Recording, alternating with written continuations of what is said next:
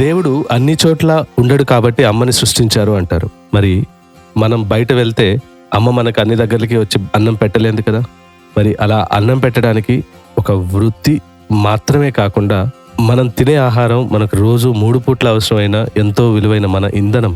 ఈ ఆహారం ప్రతి దగ్గర మనకి దొరకడానికి వాళ్ళ కారణం ఏంటంటే షెఫ్ అనే ఒక ప్రొఫెషన్. ఎంతో కష్టంతో కూడుకున్న ఎంతో సమయం అవసరమైన ప్రొఫెషన్ షెఫ్. వీకెండ్స్ని, తన ఫ్యామిలీస్ని, తన సొంత ఇష్టాలని పక్కన పెట్టి వచ్చిన ప్రతి ఒక్కరికి తృప్తిగా భోంచేసి వెళ్ళేలా మంచి భోజనం పెట్టి పంపించే వ్యక్తి షెఫ్. ఇవాళ మార్స్ ప్రొడక్షన్స్ లోని హ్యాపీ ప్రొఫెషనల్స్ పాడ్కాస్ట్కి, మన మార్స్ ఆఫీస్కి వచ్చిన గెస్ట్ పేరు Yadagiri sir. Chef Yadagiri sir, thank you so much for coming. Vivaha Bhojanambu అనే ఒక చైన్ ఆఫ్ రెస్టారెంట్స్ని సార్ వన్ ఆఫ్ ద ఫౌండర్గా చేస్తున్న బిజినెస్తో పాటు సార్ నాకు పరిచయం అయింది సార్ చేస్తున్న స్వచ్ఛంద పని. ఫార్మర్స్ డే ఫర్ 2023 యువ కిసాన్ దివస్గా జరుపుకున్న మా ఈవెంట్కి సార్ స్వయంగా తన టీంతో వచ్చి ఎటువంటి డబ్బులు కానీ, ఎటువంటి మర్యాద కానీ, ఎటువంటి ఒక ఆడంబరం కానీ ఆశించకుండా వచ్చిన పని కోసం, చేస్తున్న కార్యం కోసం తన మనసు పెట్టి వచ్చిన వాళ్ళందరి ద్వారా అబ్బా ఏం భోంచేసావురా అనిపించేలా అనిపించుకున్న sir. Thank you so much. It was an inspiration for us. ఆ రోజు చాలా తప్పులు జరుగుండొచ్చు కానీ భోజనంలో మీ చేతిలో ఉన్న ఆ ఫుడ్ మాత్రం ఎటువంటి తప్పు జరగలేదు. దానికి మీ ఎన్నో సంవత్సరాల కృషి, మీ దానికంటే అతి విలువైన పట్టుదల, వచ్చిన ప్రతి ఒక్కరికి నేను భోజనం పెట్టాలని, అది ఎప్పటికీ మర్చిపోలేము sir. Thank you so much for coming. నా పేరు షెఫ్ యాదగిరి, వివాహ భోజనంబు కార్పొరేట్ షెఫ్. ఈరోజు మీ దగ్గరికి రావడం, మీరు పిలవంగానే నాకున్న సమయాన్ని, నా దగ్గర ఉన్న విలువైన సమయాన్ని, నా అనుభవాలను మీతో షేర్ చేయడానికి ఇక్కడికి వచ్చాను. అంటే తన పనిని తాను చేసుకుంటూ ఎదుటి వ్యక్తులకు తనకు తోచిన సహాయాన్ని అందించడానికి ఏ వ్యక్తులైతే ముందుకు వస్తారో ఆ వ్యక్తులతో నేను కూడా నా వంతు పాత్రను, నేను కూడా అందులో నా సేవను కూడా పంచడానికి నేను ఎప్పుడు సిద్ధంగా ఉంటాను. అదే మూలంగా మనము రైతుల దినోత్సవం రోజు కూడా ఈరోజు మనం అందరము 3 పూటల కడుపు నిండా భోజనం తింటున్నాము అంటే రైతుల శ్రమ దాంట్లో దాగి ఉంది. కాబట్టి ఆ రైతులకు వాళ్ళు ధాన్యము పండించి మనకిస్తే దాన్ని మనము ఆహార రూపకంగా వంట చేసి మళ్ళీ వాళ్ళకి మనం పెట్టడం నాకు అదృష్టంగా భావించి నేను వచ్చాను. కాబట్టి అలాంటి అవకాశాలు నాకే కాదు ప్రతి వ్యక్తికి ఎక్కడో ఒక తాన వస్తుంది. ఆ వచ్చినప్పుడు మనము అది కష్టంగా కాకుండా ఇష్టంగా చేయగలిగి వాళ్ళకి మనము ఇవ్వగలిగితే దాన్ని మించిన పెద్ద ఇంకొక వరం అనేది ఇంకోటి ఉండదు అన్నది నా సంకల్పం. కాస్త వెనక్కి వెళ్దాం సార్. మనం అసలు అంటే భోంచేసే వాళ్ళు ప్రతి ఒక్కరికి అయితే తిండి ఎలా ఉంది అని చెప్పే ఇది ఉంటుంది. ప్రతి ఒక్కరికి ఇది బాగాలేదు, అది బాగాలేదు అని చెప్పే ఇది ఉంటుంది. మీరు ఎలా ఈ జర్నీ స్టార్ట్ చేశారు సార్? అంటే ఒక షెఫ్ అవ్వాలి అనేది మీకు ఎలా మొదలైంది? అండ్ కాస్త మీ చిన్నప్పుడు మీకు మొదటగా ఇన్స్పైర్ చేసిన కొన్ని వంటకాలు ఉంటాయి కదా, వాటి గురించి కాస్త చెప్తారా? నాకు ఇన్స్పిరేషన్ చేసింది మా అమ్మ. అంటే నేను మా ఇంట్లో చిన్న వ్యక్తిని, 6 మంది మేము, అందులో నేను చిన్నవాడిని. మా అన్నలు మా అక్కలు పెళ్ళిళ్ళు అయిపోయి వాళ్ళు చదువుకొని హైదరాబాద్లో సెటిల్ అయినాక నేను చిన్న వ్యక్తిని కాబట్టి నేను అక్కడ చదువుకున్న సమయంలో మా అమ్మ ఉదయం నుంచి సాయంత్రం వరకు పొలంలో పని చేసేసి ఇంటికి వచ్చి మళ్ళీ వంట చేసి మాకు, మా నాన్నకు, నేను, మా అమ్మ ముగ్గురంకు కలిపి వంట చేసేటప్పుడు స్కూల్ నుంచి నేను వచ్చినాక మా అమ్మ వచ్చేంత వరకు చేదోడుగా నేను ఆమెకి హెల్ప్ చేస్తే బాగుంటుందని అప్పట్లో నాకు తోసిన సహాయం. ఆమె వచ్చే వరకు నేను జాడు కొట్టడం, ఆమె వచ్చే వరకల్లా నేను పాత్రలు గడిగించి పెట్టడం, ఆమె వచ్చే వరకు అప్పట్లో కట్టెల పొయ్యిలు తప్ప ఇంకో పొయ్యి లేదు. నేను కర్రలు తీసుకొచ్చి రెడీ చేసి సిద్ధంగా ఉంచి బియ్యం కడిగి ఆమెకు హెల్ప్ చేస్తే ఆమె కొంత నేర్చుకున్న తర్వాత నేను అన్నం వండి పెడితే మా అమ్మ వచ్చి కూర చేసేది. ఆ ఇన్స్పిరేషన్ నాకు ఎందుకో, అంటే అమ్మకు చేసిన సేవ జీవితంలో అది ఉన్నత శిఖరాలను అధిరోహించడానికి ఏ వ్యక్తికైనా తోడ్పడుతుంది అన్నదానికి నేను తెలిసి తెలియని వయసులో మా అమ్మకు నేను చేదోడు వాదోడు సేవ చేయడం, నన్ను ఈ రంగంలోకి డైరెక్షన్ రూపకంగా ఈ అతిథి రంగంలోకి నన్ను తీసుకురావడం అన్నది దట్ ఈస్ మిరాకిల్. ఎందుకంటే నాకు తెలియదు. నేను 97 హల్వాల్లో నుంచి నేను ఆర్మీకి సెలక్షన్ అయ్యాను. సెలక్షన్ అయిన తర్వాత నాకెందుకో నేను ఒక్కనే దీనిలోకి వెళ్తే నేను ఒక్కనే సేవ చేయగలుగుతా కదా, ఇంకా నేను ఎదుటి వ్యక్తులకు నేను ఎవరికి హెల్ప్ చేయలేనేమో అని నన్ను నా మనసును లాగేస్తే నేను అక్కడికి వెళ్ళడం మానేసా. సేమ్ 98 జనవరిలో నేను మన చంద్రాన్గుట్ట నుండి సిఆర్పిలో కూడా సెలక్షన్ అయ్యాను.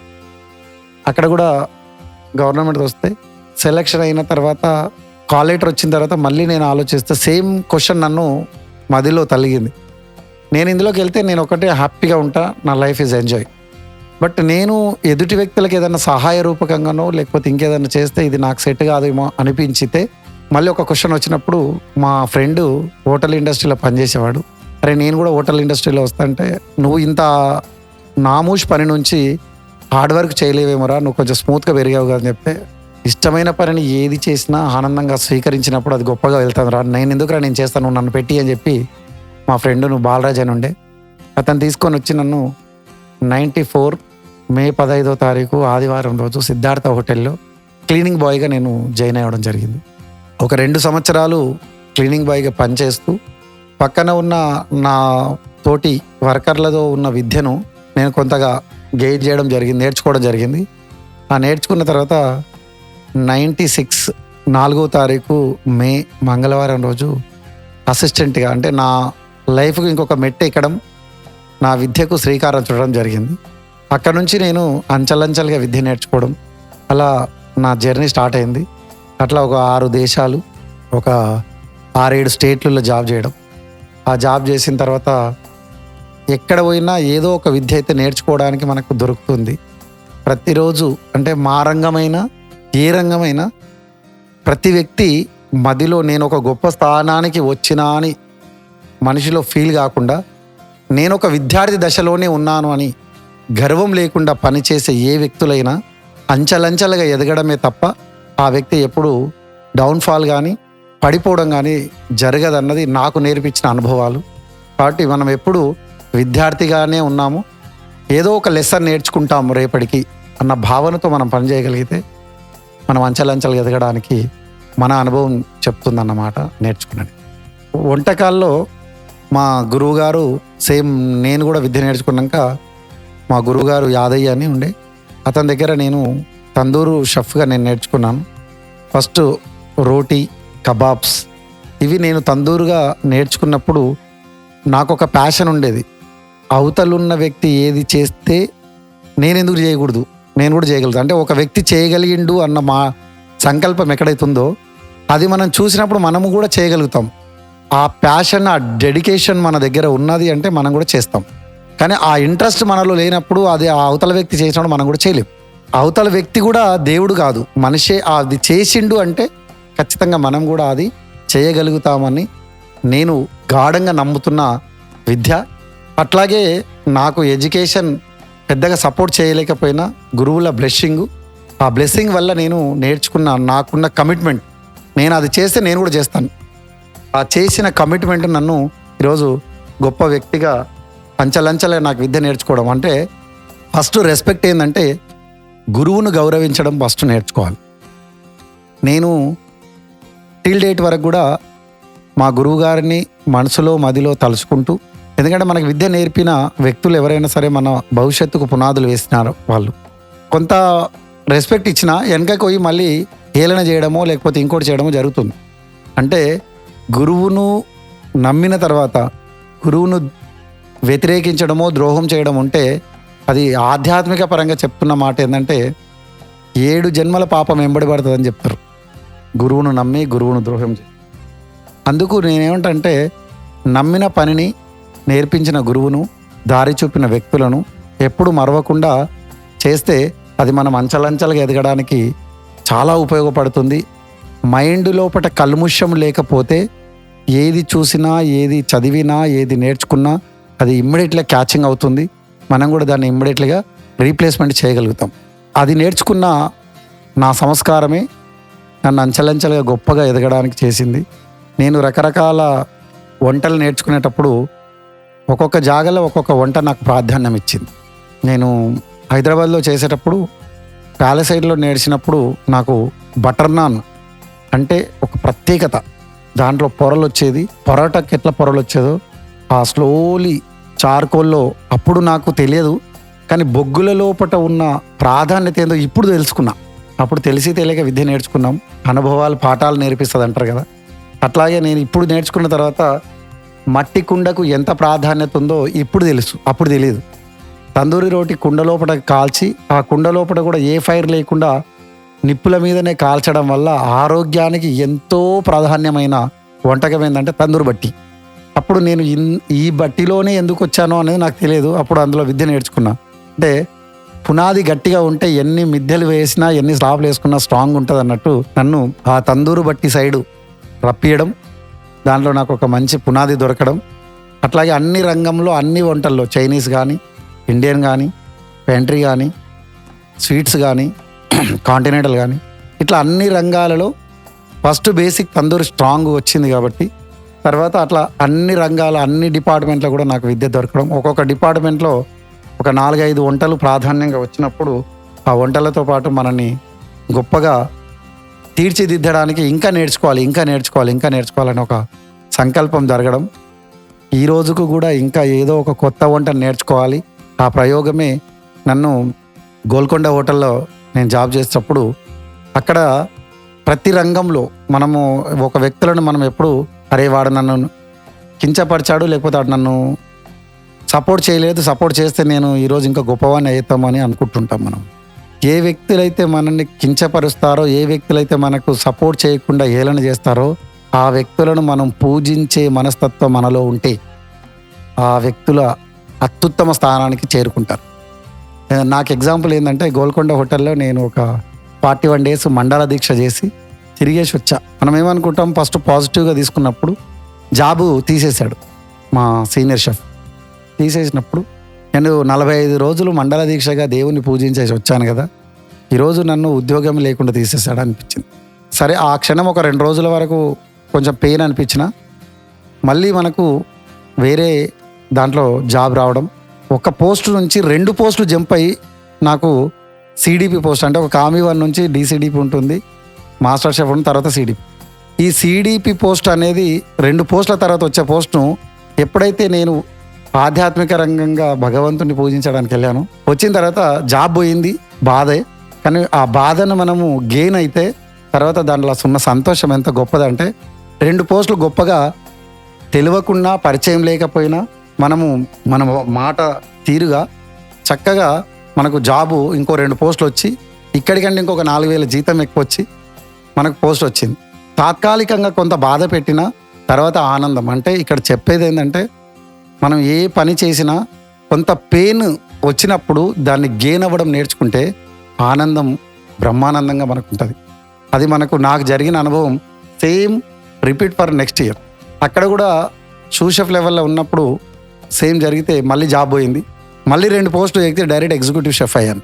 అంటే మనము మంచి పని చేసేటప్పుడు కొంత పెయిన్ వచ్చిన తర్వాత ఆ పెయిన్ను మనం రిసీవ్ చేసుకోవడానికి మన మనసు అంగీకరిస్తే ఆ పెయిన్ వెనకాల గెయిన్ కూడా ఉంటుంది, ఆనందం కూడా ఉంటుంది. అట్లాగే ప్రతి నేను చేసిన నా రంగాలలో కొంత ఇబ్బంది పెట్టడం, మళ్ళీ తర్వాత పాజిటివ్ ఇవ్వడం, కొంత ఇబ్బంది వేయడం. అంటే నేను నేర్చుకున్న నా లైఫ్ జర్నీలో రాత్రి 12 గంటలు ఎంత సత్యమో, అమాస 15 రోజులు ఎంత సత్యమో, డే 12 hours ఎంత సత్యమో, పున్నము కూడా 15 రోజులు ఎంత సత్యమో, మనిషి జీవితంలో కూడా కష్టాలు సుఖాలు కూడా అంతే సత్యం అన్నది ప్రకృతి మనకు నేర్పిస్తుంది. దాన్ని చూసి మనం నేర్చుకోగలగడానికి మన మనసును పాజిటివ్ వైపు నడిపించగలిగితే అద్భుతమైన ఆనందం మనం పొందుతాం. ఇప్పటికిప్పుడు ఒక ప్రళయం వచ్చింది సార్, మనం చివరిగా ఒకే ఒక్క భోజనం చేయగలం. మీ మెన్యూ ఎలా చేస్తారు? అన్నీ ఉన్నాయి మనకు అవైలబుల్. ఎక్కడెక్కడి నుంచి ఏమేమి తెప్పిస్తారు, ఏం చేస్తారు? ఇదే మన చివరి భోజనం, చెప్తారా సార్? ఇప్పుడు మీరు అడిగిన క్వశ్చన్ ఏంటంటే, నేను ఒకరోజు అడవిలోకి గురూజుతోటి వెళ్ళిన తర్వాత సిరిశైలం అడవిలో మేము ఆధ్యాత్మిక పరంగా కార్తీక మాసంలో ఎప్పుడు ఒక 10 to 11 days ఉండేసి వచ్చేవాళ్ళం. రోజు వెళ్ళినప్పుడు గురూజీ గారితో పాటు ఒక 9 మంది శిష్యులం కలిసి నైట్ వెళ్ళాం. సాయంత్రం సంధ్యావందనం సమయం వచ్చింది. వచ్చిన తర్వాత కొండ దిగేసి గంగా నది ఒడ్డుకు వచ్చే వరకు విపరీతమైన స్టేన్ అయ్యాం. బాగా ఎవ్వరికి ఓపిక లేదు, అందరూ ఎక్కడోళ్ళు అక్కడ పండుకుండిపోయారు. కానీ అందరికీ రేపొద్దున జర్నీ చేయాలంటే భోజనం ఆహారం అవసరం. అప్పుడు ఏం చేసామంటే, చీకటి ఎటు చూసిన చీకటి, ముంగల పోతే నుయ్యి వెనక పోతే గొయ్యి అన్నట్టుగా ముంగల నది ఉంది, వెనక కొండ ఎక్కాలంటే 2 అవర్స్ 3 అవర్స్ పడుతుంది నడుచుకుంటూ ఎక్కాలి.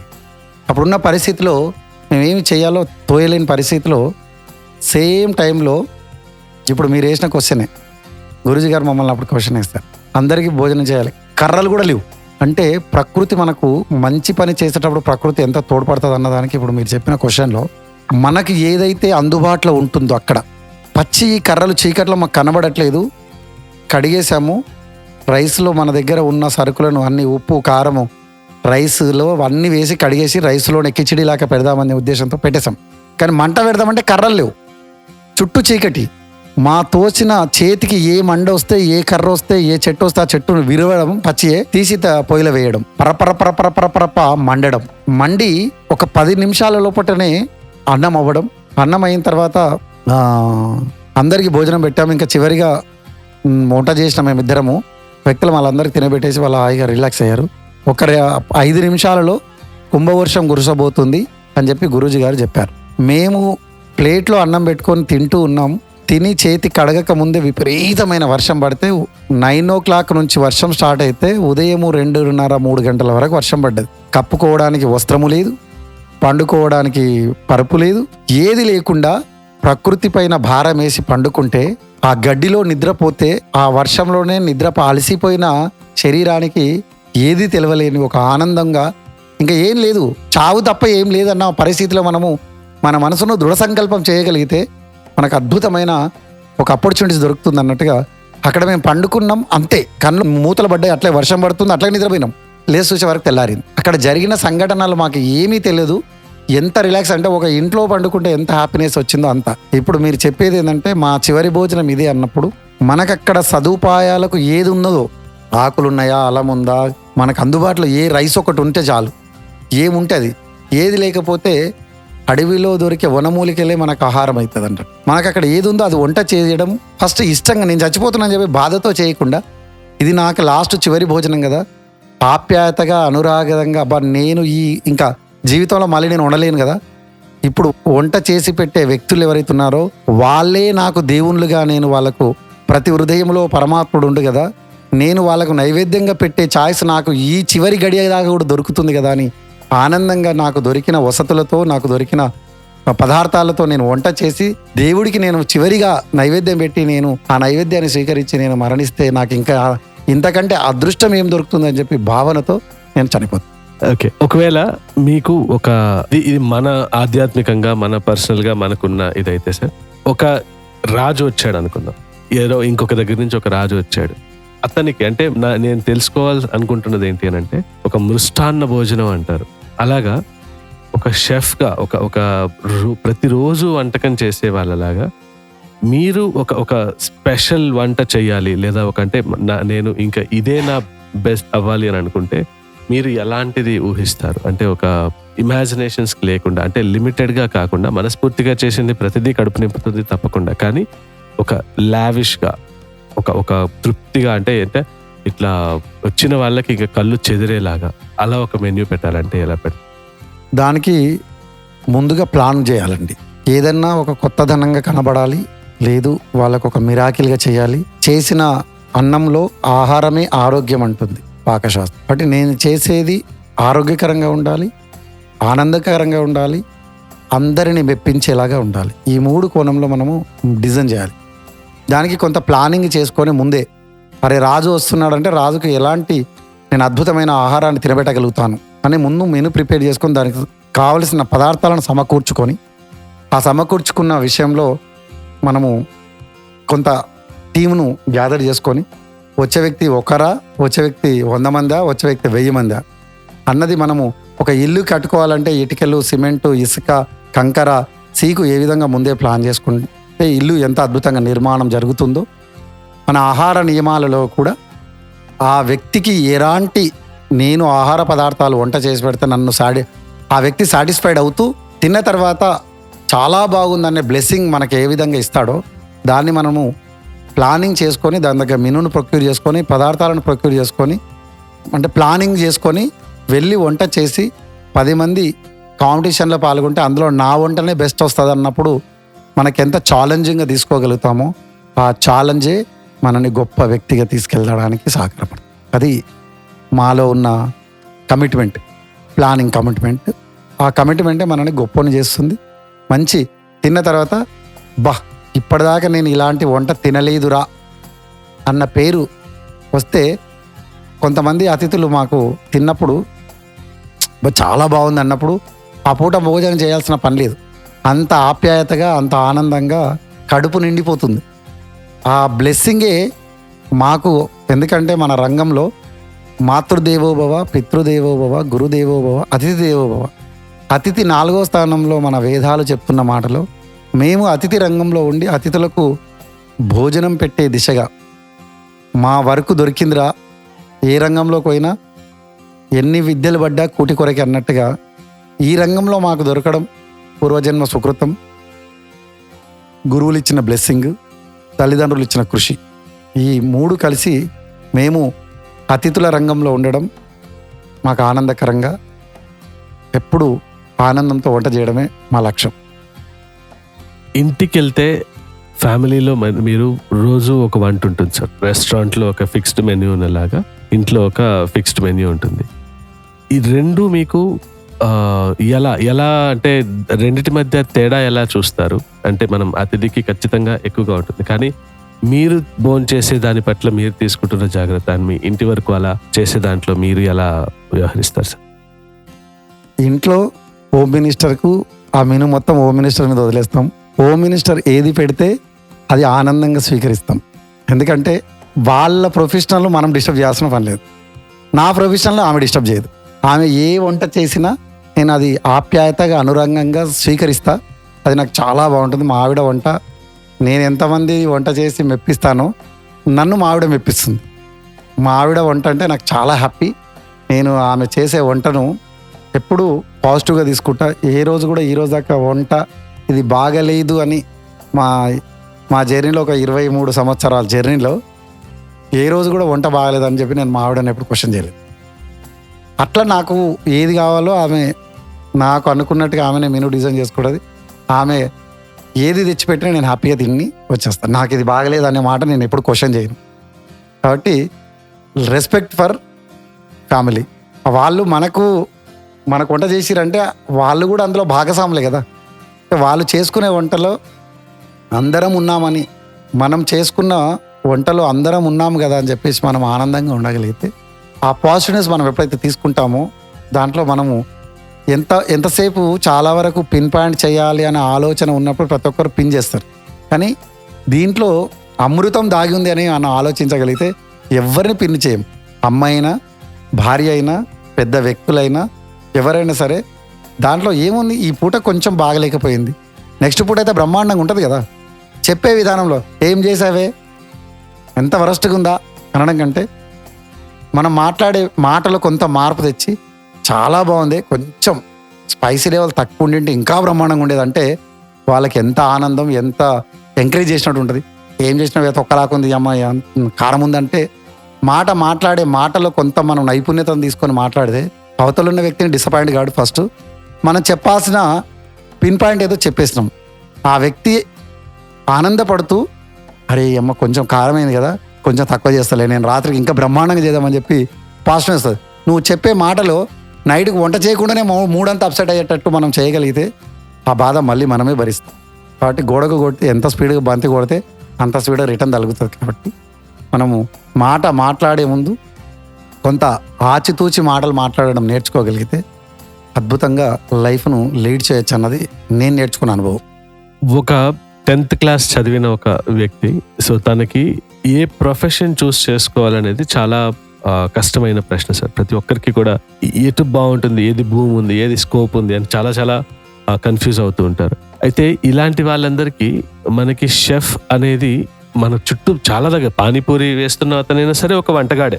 సో అలా తెలుస్తున్నప్పుడు మీరు ఈ భావన, అంటే ఈ 10th క్లాస్ అతనికి చాలా తక్కువ మందికి మీకు ఈ చులకన భావం అన్నారు కదా, సో ఈ చులకన భావం అనేది ఎక్కువ మందికి ఉంటుంది. ఆ తక్కువ మంది ఎవరైతే, మిగతా వాళ్ళు ఎవరైతే ఉంటారో ఈ చులకనగా చూసారు వాళ్ళకంటే అర్థం కాకపోవడం వలన అసలు ఆ చులకన భావం ఎలా వచ్చింది, ఎందుకు 10th క్లాస్ చూసిన వాడికి ఆ ప్రొఫెషన్ అట్రాక్టింగ్ గా కనిపిస్తుందా, కనిపించట్లేదా, కనిపించకపోతే ఎందుకు? ఫస్ట్ ఏది చూస్తామో అది ఫస్ట్ నెగిటివ్ కనబడుతుంది. ఎగ్జాంపుల్ ఏంటంటే మనము ఈ రంగంలో రావాలంటే ఫస్ట్ ఏంది, ప్లేట్లు కడగాల, గ్లాసులు తోమాల, గిన్నెలు కడగాల, లేదా చిన్న చిన్న మనం ఊళ్ళలోనో జర్నీలోనో చిన్న చిన్న ఫాస్ట్ ఫుడ్ బండ మీద చూసినప్పుడు హోటల్ అనేది ఒకప్పుడు వంట అనే వ్యక్తి నుంచి ఫుడ్ టెక్నాలజిస్ట్గా ఎంత మార్పు చెందిందో గత 20-25 ఏళ్లలో. ఎగ్జాంపుల్ నేనే 94లో నేను ఇండస్ట్రీకి వచ్చి తెలిసి తెలియక ఇందులోకి వచ్చినాక కూడా నాకేమనిపించిందంటే, నేను పెళ్ళి చేసుకోవాలి అనుకుంటే నేను హోటల్ ఇండస్ట్రీలో పనిచేస్తే నాకు పిల్లని ఇవ్వరేమో అనే క్వశ్చన్ నాకే తట్టినప్పుడు నేను టైలరింగ్ నేర్చుకున్నాను. టైలరింగ్ నేర్చుకొని రెడీమేడ్ పంతోజ్లో, అప్పుడు పంతోజ్ షాప్స్ ఉండే, కమాండర్స్. నేను అప్పుడు రెడీమేడ్గా నేను టైలర్ని కూడా. అప్పుడు కొంత టైలర్గా 2000 సంవత్సరం వరకు 94 నుంచి 2000 సంవత్సరం టైలరింగ్లో రన్నిస్తూ హోటల్లో కూడా పనిచేశాను. అప్పుడున్న జనరేషన్ మాట అది రాను కాస్త మెరుగవుతూ అది హోటల్ మేనేజ్మెంట్ కోర్సు కాలేజీలు రావడం, అలా అది కొంత మెరుగుపడుతూ అప్పుడు ఓన్లీ ఇంటి భోజనానికే పరిమితమైన ఇండస్ట్రీ మనది. అది రాను ఏమైందంటే జాబుల పరంగా కానీ కమర్షియల్ పరంగా కానీ వాళ్ళకు సోర్సెస్ దొరుకుతున్నప్పుడు పొద్దున లంచ్ ఏదో ఇంటికి తినేసి వస్తే మళ్ళీ లంచ్ ఖచ్చితంగా ఎక్కడో మనకు అవకాశం ఉన్న దగ్గర తినడం, ఇలా మన రంగం అనేది ఎదుగుతూ వచ్చింది. మా రంగం వచ్చినప్పుడు దానికి సోర్సెస్ ఏముంది అంటే ఎక్కడ వెతికినా షెఫ్స్ కావాలి. అప్పుడు దీంట్లో 2001 తర్వాత నేను ఆలోచించింది అంటే టైలర్ కన్నా కూడా ఈ రంగమే చాలా రాబోయే తరానికి చాలా ఉపయోగపడుతుంది అన్నది నాకు ఉన్న అవగాహనను నేను దృఢపరచుకొని నేను మళ్ళీ దీని మీద ఎక్కువ ఫోకస్ చేయడం మొదలైంది. అప్పుడు చేస్తూ వస్తున్నప్పుడు ఇప్పుడున్న జనరేషన్కు అప్పుడు కొంత మెరుగుపరుస్తూ అప్పట్లో టీవీ ఛానల్స్లో ఒక షో వచ్చేంత వరకు ఎదిగిన ఒంటోడు దూరముండురా అన్నప్పటి నుంచి ఒంటోడు లేకపోతే ఇల్లు లేదురా అన్నంత స్థాయికి ఎంత మార్పు జరిగిందో ఈ 23 ఇయర్స్లో అంత అద్భుతాలు జరిగినాయి. కాబట్టి ఈరోజు ఉన్న పరిస్థితి ఏంటంటే ఒక డాక్టర్ ఎంత నీడ్ ఉందో సొసైటీకి, షెఫ్ కూడా అంతే నీడ్ ఉండు. డాక్టర్ అనేవాడు రోగం వస్తే మందిస్తాడు. Chef are mothers role. వంట చేసే ఏ వ్యక్తులైనా రోగము రాకుండానే మందించే రెసిపీని తయారు చేసి మనకు దొరుకుతున్న పదార్థాలను గమనించి వంట చేస్తే రోగమే లేకుండా ఆ వ్యక్తి ఎప్పుడు జ్ఞాన దిశగా ఆరోగ్యవంతుడి దిశగా మనము మార్చే శక్తి ఒక్క వంట చేసే వ్యక్తులకే ఉంది. అది మాతృమూర్తులు కావచ్చు, షెఫ్లకు కావచ్చు. ఈ రంగం అంత అద్భుతంగా ప్రాధాన్యత పొందుతూ వచ్చింది. ఈరోజు యువతరానికి 10th చదివితే ఎటెల్లాలో తెలియని కన్ఫ్యూజ్. 23 డిగ్రీ అయిపోయే వరకు 23 ఇయర్స్ ఒక వ్యక్తికి ఎడ్యుకేషన్లో 23 ఏళ్ళు అద్భుతంగా ఫస్ట్ క్లాస్ చదివి ఉండొచ్చు, వాడికి 98% మార్క్స్ వచ్చి ఉండొచ్చు. కానీ ఆ బయటికి వచ్చిన 23 ఏళ్ళ తర్వాత కూడా బయటికి వచ్చినాక వాడు ఎటెల్లాలో తెలియని కన్ఫ్యూజ్. నాకున్న అనుభవం అంటే వేరే రంగాన్ని నేను దూషించడం లేదు ఇక్కడ, నాకున్న అనుభవం నాకు నేర్పిన విద్య కాబట్టి ఏ రంగంలో పోయినా 100కు 100% అయితే ఉద్యోగాలు లేవు. కానీ ఈరోజు హాస్పిటాలిటీ రంగంలో కొంత విద్య నేర్చుకున్నంత కొంత పెయిన్ ఉంటుంది. హోటల్లో పై చదువులు డిగ్రీ చదివే బదులు 3 ఇయర్స్ వేస్ట్ చేసుకునే బదులు హోటల్ మేనేజ్మెంట్ కోర్సు చేసుకొని డిప్లొమా 3 ఇయర్స్ సేమ్ అక్కడ డిగ్రీకి చేస్తే వాడు ఎంతవరకు వెళ్తాడో ఏం జాబ్ దొరుకుతుందో తెలియదు. ఈరోజు డిగ్రీ చదివినోడికి అయితే జాబ్ అయితే లేదు నాకు తెలిసి. కానీ అదే సేమ్ ఇంటర్మీడియట్ అయిపోయాక 3 ఇయర్స్ హోటల్ మేనేజ్మెంట్ కోర్సు చేసి డిగ్రీ సర్టిఫికేట్ పొందితే మరుక్షణమే నీవు చూజ్ చేసుకున్న హోటల్స్లో నీకు జాబ్ రెడీ ఉంది. అది స్టార్టింగ్లో 10,000 నుంచి 14,000-15,000 నీకు స్టార్టింగ్ దొరికితే ఒక 2-3 ఏళ్ళ తర్వాత నీ జీతం నువ్వు ఊహించలేని స్థితికి వెళ్తుంది.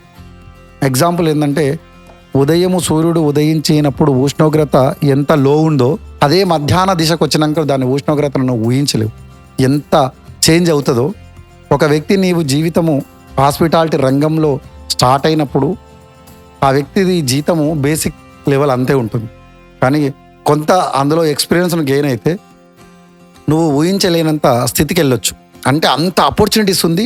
తోడుకున్నోనికి తోడుకున్నంత నీ శ్రమను నీ మనసును పెడితే నువ్వు ఊహించలేనంత గ్రోత్ దీంట్లో ఉంది. కాబట్టి అంత అద్భుతమైన అవకాశాలు హాస్పిటాలిటీ రంగంలో ఉంది. నేను యువతరానికి ఒకటే ఛాలెంజ్ చేస్తున్నా, ఏ రంగంలో పోయినా నువ్వు ఏ ఎడ్యుకేషన్ చేసినా ఉద్యోగం 10% to 20%. కానీ హోటల్ మేనేజ్మెంట్ కోర్సు చేసి కంప్లీట్ అయినాక 100కు 100% ఉన్న ఏకైక రంగం ఏంటంటే హాస్పిటాలిటీ రంగం. అది చదువుకున్న వ్యక్తికైనా చదువు లేని వ్యక్తికైనా నేను జీవితంలో ఎదగాలన్న ఒక చిన్న తపన ఉంటే చాలు. ఏ వ్యక్తికైనా ఆపర్చునిటీస్ ఉంది. నాకు వచ్చినప్పుడు 94లో నా జీతం 580 రూపాయలు. ఈరోజు ఎంత ఎత్తుకు ఎదిగానో, నా సంస్థలో 600 మంది ఎంప్లాయీస్. కాబట్టి రంగంలో మనము మామూలుగా మనము రెగ్యులర్గా ఏదైతే మనం పని చేస్తుంటామో మామూలుగా తెలియకుండా చేస్తున్నప్పుడు ఏంటంటే, నేను ఉద్యోగం అవకాశం వచ్చినప్పుడు నాకు మొదటి జీతం ఏంటంటే మామూలుగా 580 రూపాయలు. 580 రూపాయలు అని చెప్పేసి నేను ఆ రోజు నాడు భయపడేవు, లేకపోతే ఇంత చిన్న ఉద్యోగం నేను ఏం చేయాలా, మామూలుగా మా అన్నదమ్ములు ఇద్దరు ఆల్రెడీ గవర్నమెంట్ ఎంప్లాయీస్, నేను వచ్చి చిన్న ఉద్యోగంలో ఏం చేయాలి, అది అవసరమా అని చెప్పేసి నేను అనుకుంటే ఈరోజు నా చేయి కింద నుంచి ఒక 3600 మంది ఎంప్లాయ్మెంట్ ఉత్పన్నం అయ్యేది కాదు. అది అప్పుడున్న దాంట్లో అది 500, 200, 300 మనకున్న సోర్సెస్ ఎట్లుంటే గట్లా. మామూలుగా ఎంత ఉందో అన్నది మనం ఇంపార్టెంట్ కాదు, ఆ దాంట్లో మనం ఎంత డెప్త్గా వెళ్తాము, రేపొద్దున దాని నుంచి మనం ఎంత ఎదుగుతామన్నది కొంత పాజిటివ్నెస్ మనం ఆలోచించి ఆ రంగానికి వెళ్తే, ఏ రంగమైనా సరే కొంత రంగంలో ఉత్తీర్ణులు కావాలంటే కొంత పెయిన్ తీసుకొని కొంత ఇబ్బంది పడో ఎదగడానికి మనం సహకరిస్తే 100% మనకు దాంట్లో ఉంది. ఆ రోజు నాడు నేను తీసుకున్న 580 రూపాయలు నేను ఇష్టంగా తీసుకున్నా. ఆ రోజు అది క్లీనింగ్ పనా లేకపోతే అది కడిగే పనా, ఏ పని అనేది అని నేను పని ఏదన్నా ఉండొచ్చు, పనిలో పట్ట గౌరవించి ఆ పనిని ప్యాషన్గా తీసుకున్నా. దాన్ని తీసుకున్న మంచిగా నేను దాన్ని ఇష్టపడ్డా, పని చేసిన, నాకు దాని మీద కొంత అవగాహన పట్టు వస్తారంగా అంచెలంచెలుగా ఎదుగుతూ ఈరోజు దాని మీద నేనే ఎంతోమందికి ఎంప్లాయ్మెంట్ ఇచ్చిన. దాంతోపాటు నేను కూడా ఎదుగుతూ పక్కవాన్ని కూడా ఎదిగించడానికి మనం ఆలోచనలు వెళ్తే ఖచ్చితంగా మనం కూడా వెళ్తాం అన్నది నా. మరి ఈ చులకన భావం అనేది అంటే ఒక రైతు పట్ల కావచ్చు, అంటే ఏదైతే blue collar white collar jobs అంటాం కదా సార్, ఈ ఒక పని పట్ల వృత్తి, అది సారీ మర్యాద, వృత్తి పట్ల మర్యాద. సో ఇది సమాజం మనం ఎలా అనుకున్నా, కొంతమంది మంచిగా అనుకున్నా ఎంతో కొంత ఒక తక్కువ భావం అనేది కొన్ని వృత్తుల్లో ఉంటుంది. అది షెఫ్ వృత్తిలో చిన్న పిల్లలకి ఎలా వాళ్ళకి ఎలా మనం చూపించాలి సార్? ఒక ఏమంటే ఇప్పుడు మా రంగంలో కూడా గత 20 ఏళ్ల క్రితం పోతే ఖచ్చితంగా చులకననే ఉంది, చులకననే భావం ఉంది. అప్పుడున్న పరిస్థితుల్లో అప్పుడు చులకన ఉంది, ఇప్పుడు చులకన లేదు. ఎందుకు లేదు అంటే ప్రతి షోలో, ప్రతి టీవీలో షెఫ్ షో వస్తుంది. షెఫ్ షో లేకపోతే ఛానలే లేదు ఈరోజు. అప్పుడు షెఫ్ అనేవాడు అనేదే లేదు, వంటోడు అనే భావన నుంచి షెఫ్కి వెళ్ళింది. షెఫ్ అనేది ఇప్పుడు సెలబ్రిటీ అయ్యిండు. అంటే రియల్గా ఈరోజు ఎంత విలువ ఉందో షెఫ్ కూడా అంతే విలువ ఉంది అనేది నేను భావిస్తాను. ఎందుకంటే అక్కడ ఆ ప్లాట్ఫామ్ మీద షో చేస్తున్నప్పుడు ఈ ప్లాట్ఫామ్ మీద ఈ షెఫ్ కూడా షో చేస్తుంది కదా, ఈక్వెట్ ద సెలబ్రిటీ ద షెఫ్. ఆ స్థానం వచ్చింది అంటే మన లోపల ఉన్న ఆలోచనలు కానీ సొసైటీలో ఉన్న ఆలోచనలు కానీ కొంత మెరుగుపడుతూ బయటకు వచ్చినాయి కాబట్టి ఈక్వెల్ చూడడం మొదలైంది, చూసే కోణం మారింది. ఆ మార్పు అనేది రోజు పరివర్తన చెందుతూ వస్తుంది. కాబట్టి పైగా భోంచేసే వాళ్ళు కూడా బయట ఎక్కువ భోంచేసే వాళ్ళు బాగా పెరిగారు విపరీతంగా. వాళ్ళకు సోర్సెస్ లేదు. ఇప్పుడు ఇంట్లో ఎంత పెద్ద బిజీ ఉన్నా, ఇంతకుముందు ఏంటంటే ఎక్కువగా మహారాణులంతా వంటింట్లోకి అంకితమై ఉన్నారు కొంత. ఇప్పుడు ఎడ్యుకేషన్ రంగంలోకి ఎక్కువగా చదువుతూ వాళ్ళే ఎక్కువగా ఉత్తీర్ణులు అవుతూ వాళ్ళు కొంత బయటికి వచ్చి వాళ్ళు అన్ని రంగాలలో జాబ్లకు ఎక్కువ వెళ్తారు. అంటే హౌస్ వైఫ్ నుంచి ప్రొఫెషనల్ లైఫ్కి వచ్చారు. కానీ ఇంట్లో వంట చేసే వాళ్ళు లేరు కదా. మరి ఇంట్లో ఉన్న ఫ్యామిలీస్కు అయితే వంట చేయాలి, నువ్వు ఏ రంగంకి వెళ్ళినా వంటోడు అయితే కావాలి.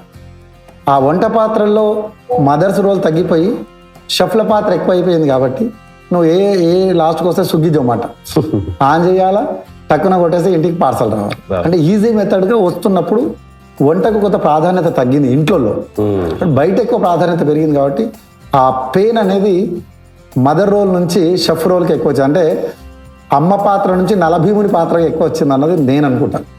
అది కొంత గౌరవం అనిపిస్తుంది.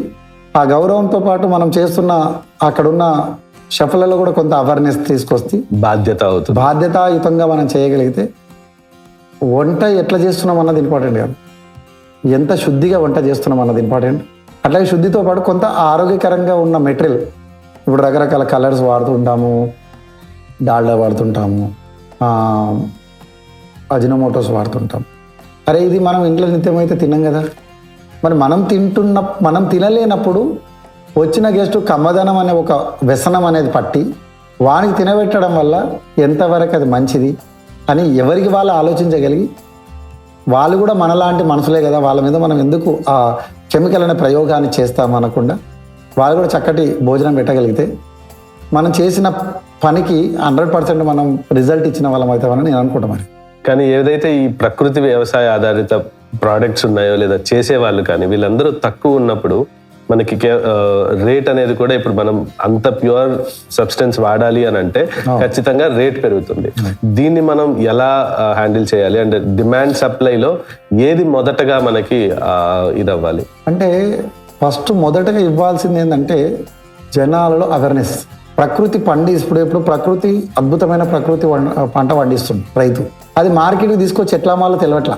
అక్కడ కొత్త బాధపడి ఒక 1 year ప్రకృతితో పంట పండిస్తాడు, ఏ కెమికల్ లేకుండా మంచిగా పండించిన తర్వాత అతనికి సరిగ్గా కొనేవాడు దొరకడు, ప్లస్ అనుకున్నంత రేటు రాకపోతే మీ అమ్మ ఎందుకు వచ్చిన తలకాయ నొకలే అని చెప్పి మళ్ళీ మళ్ళీ పాతకాలం వాడికి పోయి ఏదో మళ్ళీ డిఏపో ఈరనో ఏదో ఒకటి చేసేసుకొని పంట పండిస్తాం.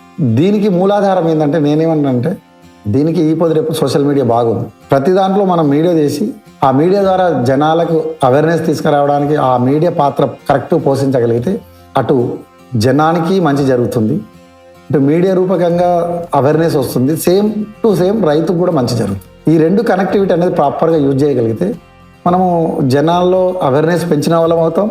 రైతుకు కష్టపడి శ్రమ చేసి వాడి ఫ్యామిలీని ఉద్యోగాలను అన్నీ వదిలి ఒక రైతుగా నేను పండించిన పంట మంచిది అయి ఉండాలి, ధర్మంగా అయి ఉండాలి, అది తిన్న వ్యక్తులు కూడా మంచోళ్ళు అయి ఉండాలి, వాళ్ళలో ఆరోగ్యవంతులు అవ్వాలన్నది అతని సంకల్పము 100% జరగాలంటే అవేర్నెస్ ఇంపార్టెంట్. ఇక్కడ సోషల్ మీడియాని ప్రాపర్ వాడగలిగితే అద్భుతమైన ఫలితాలు వస్తాయన్నది నాకున్న అవగాహన. అయితే ఈ అవేర్నెస్ తో కంటే కూడా మెయిన్ ఏంటంటే సార్ సోర్సింగ్. అంటే ఇప్పుడు మనం గ్రామాల్లో ఉండే వాళ్ళం, నాన్న పంట పండించేవాడు, అమ్మ తెచ్చి వంట వండేది, నీ చేతికి భోజనం వచ్చేది. ఇక్కడ మధ్యలో ఎవరు కూడా నీకు వేరే ఉద్దేశాలు ఏం లేవు. అమ్మ నాన్న ఇద్దరు నీ ఆరోగ్యం బాగుండాలని చూసేవాళ్ళే. కానీ ఇవాళ అది మారిపోతుంది సార్. ఇప్పుడు షెఫ్ అనేసరికి ఒక హోటల్ అనేసరికి వ్యవసాయం ఒక దగ్గర జరుగుతుంది, వంట ఒక దగ్గర జరుగుతుంది. ఈ మధ్యలో చాలా మంది ఉన్నారు, ఆ మార్పులు జరుగుతూ ఉన్నాయి మధ్యలో. ఈ మధ్యలో ఉద్దేశాలు మారిపోతున్నాయి. ఎవరి ఉద్దేశం వల్ల అయినా సరే చివరిగా తినేవాడి ఆరోగ్యం ఎఫెక్ట్ అయితే పడుతుంది. సో దాన్ని మనం ఎలా హ్యాండిల్ చేయాలి సార్? అంటే దానికి నాకున్న చిన్న అనుభవం ఏంటంటే, ఇప్పుడు ఎగ్జాంపుల్ ఈరోజు గ్రేటర్ కమ్యూనిటీస్ అనేవి వచ్చినాయి ఎక్కువ వరకు. అక్కడ కమ్యూనిటీ లీడర్ ఎవరైతే ఉన్నారో, కమ్యూనిటీ ప్రెసిడెంట్స్ ఎవరైతే, ఇప్పుడు వాళ్ళు కూడా ఏదో ఒక మార్ట్కెళ్ళో, డీమార్ట్కెళ్ళో, ఇంకో మార్ట్కెళ్ళో, రతన్ దీప్కెళ్ళో ఎక్కడి నుంచో ప్రొక్యూర్ అయితే తెచ్చుకోవాలి. మై సజెషన్ ఏంటంటే ఈజీగా జనానికి ఎక్కేది గ్రేటర్ కమ్యూనిటీ ఏదైతే ఉందో అక్కడే ఒక స్టోర్స్, ప్రతి గ్రేటర్ కమ్యూనిటీలో ఒక స్టోర్. వాళ్ళ లోపల అక్కడ ఉన్న ప్రెసిడెంట్ వాళ్ళు ఆ పరిధి దాటి బయటకు పోయి ఎవరు తెచ్చుకోరు. ఎందుకంటే వాళ్ళు ఇచ్చిందే వేదం, వాళ్ళు చెప్పిందే మాట. వాళ్ళ లోపల ఆ గ్రేటర్ కమ్యూనిటీలో ప్రతి కమ్యూనిటీకి ఒక క్లబ్ హౌస్ ఉంటుంది. ఆ క్లబ్ హౌస్లో ఒక జనరల్ స్టోర్ అనేది ఒకటి ఏర్పాటు చేయగలిగి ఆ క్లబ్ హౌస్లో ఉన్న వాళ్ళు ఫస్ట్ కొంత మెరుగుపడతా వస్తుంటారు. ఎందుకంటే ఆ క్లబ్ హౌస్లో ఒక 200 కుటుంబాలు ఉంటాయి. ఆ 200 కుటుంబాలు ఆరోగ్యకరమైన వంటలను వాళ్ళే తినగలిగే ప్రొక్యూరేషన్ మనం చేయగలిగితే డైరెక్ట్ ఎవరైతే ప్రకృతి వ్యవసాయం చేస్తున్న రైతులు ఉన్నారో ఆ రైతుకు ఈ ప్రెసిడెంట్కు కనెక్టివిటీ చేస్తే ఇప్పుడు 4 మారుతూరు. షెఫ్ ఎక్కడో వంట చేస్తుండు, ఎక్కడో రైతు అమ్మిండు, మధ్యాహ్నం వచ్చిన వాడు కమిషన్ బేస్గా పెట్టుకొని ఇక్కడికి వచ్చే వరకు దాని రేటు 100 రూపాయలకి అమ్మితే ఇక్కడికి వచ్చే వరకు 400 అవుతుంది. నేనేమంటా, రైతును ఈ ప్రెసిడెంట్ను లింకప్ ఇచ్చి చేయగలిగితే 100 రూపాయలు ఇక్కడికి వచ్చే వరకు 150 రూపాయలు అయినా కొనుక్కునటానికి ఈజీ. దాని మీద ఎక్కువ ప్రాధాన్యత, ఎక్కువ మొగ్గు చూపి ఆరోగ్యవంతులు అవుతారన్నది నాకున్న అవేర్నెస్. ఈ ప్రాసెస్ను మొదటిగా మనం స్టార్ట్ చేయగలిగితే రెండో దిశగా అది మీడియా దురూపకంగా అది ఎక్కడైనా పోవచ్చు. ఎందుకంటే ఆ ఉన్న 200 కుటుంబాలు ఏమంటారంటే ఈరోజు పసుపు అబ్బా ఎంత మంచిగా ఉందిరా, గింతేస్తే ఎంత కలర్ వచ్చింది, ఎంత టేస్ట్గా ఉంది అని ఆ 200 కుటుంబాలు మాట్లాడే దిశ మౌత్ ఆఫ్ యాడ్ని మించిన యాడ్ ఇంకోటి లేదు ప్రపంచంలో. ఆ 200 కుటుంబాలు మాట్లాడడం మొదలు పెడితే ఆ 200 కుటుంబాల బంధువులు ఎంతమంది ఉంటారు, ఒక్కొక్కరికి 4 వేసుకుంటారు. 200 × 4 అంటే 1000 మందికి రీచ్ అయింది కదా మీ పబ్లిసిటీ. అప్పుడు రైతు నుంచి వచ్చే పంట ఈజీగా మార్కెట్లోకి వస్తుంది. బయట మధ్యన డలారీల లేపట కమిషన్స్ తగ్గిపోతాయి. రైతుకు ఒక 10 రూపాయలు పెంచినా సంతోషమే, అదే డైరెక్ట్ తిన్న వాళ్ళకు 10 రూపాయలు తగ్గినా సంతోషమే. మధ్యనున్న వాళ్ళకు బెనిఫిట్ జరగడం వల్ల ఉపయోగాలు లేవు అన్నది నా సంకల్పం. అన్నిటికీ మించి ఆరోగ్యం బాగుంటుంది. అన్నిటికి మించింది ఏంటంటే మంచి ఆరోగ్యం. దీన్ని మించిన ఏ మెడిసిన్ పనిచేయలేనంత అద్భుతమైన మెడిసిన్ ఆహార పదార్థాల్లో ఉంది. చాలా వరకు అది మనం గుర్తించలేని, నేను ప్రతి షోలో ప్రతి మాటలో ఇదే చెప్తుంటా. ఏమని? ఆహార పదార్థాలను మీరు గుర్తించి వంట చేయగలిగితే మీ ఇంటి లోపల ఉన్న నలుగురు 10 మంది కుటుంబ సమేతంగా ఆరోగ్యవంతులుగా ఉంటే దాన్ని మించిన ఎసెట్ ఇంకోటి లేదు అని నేను ఎప్పుడూ చెప్తుంటాను. దీనికి మూలాధారం ఏంటంటే ఇప్పుడున్న సోర్సెస్లో రెండు ప్రాసెస్ ఏంటంటే, ఒకటి గ్రేటర్ కమ్యూనిటీలో ఉన్న వాళ్ళు కూడా ప్రతిదీ మంచి విలువైన వస్తువులను పెట్టే స్తోమత ఉన్న వ్యక్తులే, డబ్బులు ఖర్చు పెట్టే స్తోమత ఉన్న వ్యక్తులే. కాబట్టి వాళ్ళ నుంచి కొంత అవేర్నెస్ తీసుకురాగలిగితే రైతులను ఆదుకున్న వాళ్ళమవుతాం, ఆరోగ్యవంతులను తీర్చిదిద్దిన వాళ్ళమవుతాం. వాళ్ళ నుంచి ఈజీగా ప్రతి వ్యక్తుల్లో మార్పు మొదలవ్వడానికి శ్రీకారం చుట్టిన వాళ్ళు అవుతారు అన్నది నా సంకల్పం. తప్పకుండా. అయితే ఈ మొత్తం ప్రాసెస్లో సార్ మధ్యలో పని చేస్తున్న వాళ్ళు, అంటే ఇప్పుడు వీళ్ళందరూ ఉన్నారు కదా, ఇప్పుడు ఒకేసారిగా వచ్చి ఇప్పుడు దళారీ వ్యవస్థను ఎంత కాదన్నా వీళ్ళు ఒక ముఖ్యమైన పాత్ర పోషిస్తున్నారు. మీరు చెప్పిన ఒక హై సొసైటీలో ఉన్న వాడికి ప్రతి ఒక్కడికి రైతు గురించి తెలుసుకునే అవగాహన ఉండదు. అలాగే రైతుకు కూడా తను తీసుకొచ్చి ఇక్కడ పెట్టే అవగాహన ఉండదు. కానీ ఈ ప్లాట్ఫామ్ ఏదైతే ఉంటుందో, అంటే వీళ్ళని కనెక్ట్ చేసే ప్లాట్ఫామ్ 4-5 ఉండకూడదు, కరెక్టే. కానీ దానికి ప్రత్యామ్నాయం ఏంటి? అంటే దానికంటే నేనేమంటా అంటే, ఇప్పుడు రైతులలో ఇప్పుడు మనము రైతుకు ఒక మార్కెట్ని తీసుకొస్తాం. ఎగ్జాంపుల్ ఒక విలేజ్లలో ఒక 10 విలేజ్లకు ఒక మార్కెట్ ఉంటుంది. ఎక్కడో ఆ మార్కెట్కి తీసుకొచ్చుకొని అమ్ముకునే ప్రాసెస్లో అక్కడ కొంత ఇప్పుడు నీలాంటి వాళ్ళు, భరత్ లాంటి వాళ్ళు, లేకపోతే మంచి ఉద్దేశం ఉన్న వ్యక్తులు ఎవరైనా ఒక టీమ్గా తయారైతే వాళ్ళు అక్కడ ఒక 4-5 మంది ఒక కమిటీ ఏర్పడితే, ఆ కమిటీ వల్ల అక్కడ వచ్చిన రైతుల నుంచి కమిటీకి ఉంటుంది. కమిటీ డైరెక్ట్ వీళ్ళ దగ్గర తీసుకొస్తాం. సింగిల్ పర్సన్ కాకుండా టీం వర్క్ చేయగలిగితే, ఇప్పుడు ఏం చేస్తున్నామంటే రైతు అమ్ముతుండు, దళారి కొంటుండు ఒకడే. నేనేమంటే కొంత టీం పనిచేయగలిగితే అక్కడ ఒక కమిటీ ఏర్పడి, ఏదున్నా మీకు నేను ఇంత రేట్ ఇస్తాను. ఇప్పుడు ఈరోజు మంచి బియ్యం పండిస్తున్నాం, మార్కెట్లో అది 100 రూపాయలు ఉండొచ్చు, 200 రూపాయలు ఉండొచ్చు. నేను ఫిక్స్డ్ రేట్, ఇక నువ్వు పండి బయ్యి ఎంతనో వండి, నేను ఒక 100 రూపాయలు రైస్ మీద నేను నీకు ఇస్తాను. వీళ్ళు ఒక కమిటీ ద్వారా ఒక ఫిక్స్డ్ రేట్ పెట్టుకుంటే వాడు కొంత స్టాక్ మెయింటైన్ చేస్తారు. వాళ్ళు ఆ స్టాక్ను 4-5 కమ్యూనిటీ హాల్స్కు పంపించగలిగితే, ఆ కమ్యూనిటీ హాల్స్కు వెళ్ళడానికి ఈ టీం పనిచేస్తుంది. ఈ టీం కూడా వాళ్ళ జీవనోపాధి వెళ్తుంది. ఎందుకంటే రైతుకు 100 రూపాయలు కొన్నాడు, ఒక 50 రూపాయలు పెట్టుకోగలిగితే వీళ్ళ టీం బతుకుతుంది కేజీ మీద. అంటే 4 చేతులు మారడం కంటే ఒక టీం నుంచి డైరెక్ట్ కొనే వాళ్ళ దగ్గరికి వెళ్ళగలిగితే ఆ వస్తువు ఖచ్చితంగా కొనుక్కున్నోనికి 100 రూపాయలు తగ్గినట్టు అవుతుంది. ఆడ టీం పనిచేసిన వాళ్ళందరికీ కూడా ఒక 50 రూపాయలు కేజీ మీద వస్తే వాళ్ళకు 100 కేజీలు అమ్మినప్పుడు 150 10 మంది బ్రతుకుతారు. ఆ 10 మంది టీం అనేది అది ప్రతి విలేజ్ నుంచి ఒక లీడర్ అవుతాయి. 10 విలేజ్లు ఉన్నాయి కదా, 10 విలేజ్లో విలేజ్కి ఒక లీడర్ అయ్యి ఒక టీం అందరు కలిపి, నువ్వేం పండిస్తావు పండిరా బాబు, నువ్వు పండించిన పంట మొత్తం నేను తీసుకుంటా అని చెప్పి ప్రతి విలేజ్ ఒక లీడర్ అయితే, ఆ లీడర్ వల్ల 10 విలేజ్ల మెటీరియల్ ఒక దగ్గరికి వస్తుంది, ఒక గోదాం ఏర్పడుతుంది. ఆ గోదాం నుంచి డైరెక్ట్గా ఎంత స్టాక్ కావాలో ప్రతి గోదాముకు, ప్రతి కమ్యూనిటీ హాల్లో ఉన్న ఒక స్టోర్స్కు కావాల్సిన హోల్సేల్, వీళ్ళ దగ్గర హోల్సేల్ షాప్ ఉంది. వీళ్ళకి ఏం కావాలి, ఇప్పుడు మనం ఏదైనా కావాలంటే మనం బేగంబార్ పోయి ఎట్లా హోల్సేల్ షాప్ తెచ్చుకుంటామో అట్లా ప్రతి విలేజ్కి ఒక మండలం అనుకో, ఒక మండలానికి 10 మంది ఒక టీమ్గా ఏర్పడితే రైతులలోనే ఒక గొప్ప వ్యక్తులు, కొంచెం మంచి ఉద్దేశం ఉన్న వ్యక్తులు ఒక టీం ఏర్పడితే, ఆ టీం నుంచి ఎక్కడికైతే కమ్యూనిటీ హాల్స్ ఉన్నాయో ఆ కమ్యూనిటీ హాల్లో ఒక క్లబ్ హౌస్కి ఒక స్టోర్, జనరల్ స్టోర్ అనేది ఏర్పాటు, వాళ్ళు కట్టేటప్పుడే ఒక స్టోర్ ఏర్పాటు చేయగలిగితే అక్కడ స్టోర్స్ వల్ల ఆ ఉన్న 200 కుటుంబాలు మంచి చేస్తామన్న భావన, అక్కడ ఒక కమిటీ, ఇక్కడ ఒక కమిటీ, ఈ 2 కమిటీలను మనం కలిపే ప్రాసెస్ మీడియా రూపకంగా చేయగలిగితే అద్భుతమైన రిజల్ట్లు అనుకున్నంత తొందరగా రీచ్ అయ్యేది జనాలకు ఎక్కుతుంది అన్నది నాకున్న చిన్న ఆలోచన, నాకున్న అనుభవం. సరిపోతుందేమో అని అనుకుంటా. అయితే ఈ ప్రాసెస్ మొత్తం సార్, అంటే మనం ఒక పని చేస్తున్నాము, దానికి ఒక విలువ ఉంటుంది, దాన్ని డబ్బులు మనకు వస్తాయి, మన కుటుంబంతో మనం మిగిలిన టైం, ఒక రోజులో 8 గంటలు మనం ఆ పని చేస్తే మిగతా సమయం మనం అది చేస్తాం. మిగతా సమయాన్ని మీరు ఇటువైపు ఇవ్వడం ఎప్పుడు మొదలైంది? దానికి కారణం ఏంటి? నాకు ఒక వృత్తిలా చూడకుండా దీన్ని ఒక జీవన విధానంలా చూస్తూ మీరు చేసే పనికి న్యాయం చేకూరుస్తూ ఆ 8 గంటలు మాత్రమే అని కాకుండా ఎలా మీరు సమాజంలోకి దాన్ని తీసుకొచ్చి మీ చుట్టూ ఉన్న వాళ్ళకి తో కలిసి పనిచేయగలుగుతున్నారు? అది ఎప్పుడు మొదలైంది? నాకు 2006 నుంచి, అంటే మాకు గురువు గారు, నాకు చిన్న వయసులోనే గురుజీ గారు దొరకడం, ఆధ్యాత్మికమైన గురువు గారు దొరకడం, ఆధ్యాత్మికంలో తాను బ్రతుకుతూ ఎదుటివాడిని బ్రతికించాలన్న సంకల్పం దృఢంగా వాళ్ళ నుంచి నేర్చుకున్నాం గురూజీ దగ్గర నుంచి. అప్పుడు ఏమైందంటే మనం పనిచేస్తూ పక్కవాడు కూడా మంచి కోరాలన్న సంకల్పము మనకు భగవద్గీత నేర్పుతుంది. భగవద్గీత నేను ఇప్పటిదాకా మనం అందరూ ఏంటంటే వయసు అయిపోయిన వాళ్ళే భగవద్గీత చదువుతారు అనుకుంటారు, కానీ భగవద్గీత ఒక మార్గదర్శనం, ఒక మంచి గైడ్ లైన్స్ ఇచ్చే రూట్ మ్యాప్. ఈరోజు అంటే మళ్ళీ ఆధ్యాత్మికంగా పోతే మామూలుగా ఏంటంటే ఇప్పుడు ఈరోజు ముస్లిమ్స్ కానీ, హిందూస్ కానీ, క్రైస్తవర్స్ కానీ, ముగ్గురు రీజనల్స్ ఉన్నవాళ్ళు. క్రైస్తవుల్లో ప్రతి వ్యక్తిలో బైబిల్ ఉంటుంది. వాళ్ళు ఒక రోజు కేటాయిస్తారు సమయాన్ని, సండే రోజున కేటాయిస్తారు. వాళ్ళలో ఉన్న విద్యలన్నీ ఒకరికొకరు షేర్ చేసుకుంటారు. ముస్లిమ్స్ ప్రతి శుక్రవారం నమోదు చేస్తూ వాళ్ళలో ఉన్న ఖురాను చదువుతూ వాళ్ళ ధర్మాలను వాళ్ళు ఎక్స్ప్లెయిన్ చేస్తారు. హిందువులు ఉన్నారు.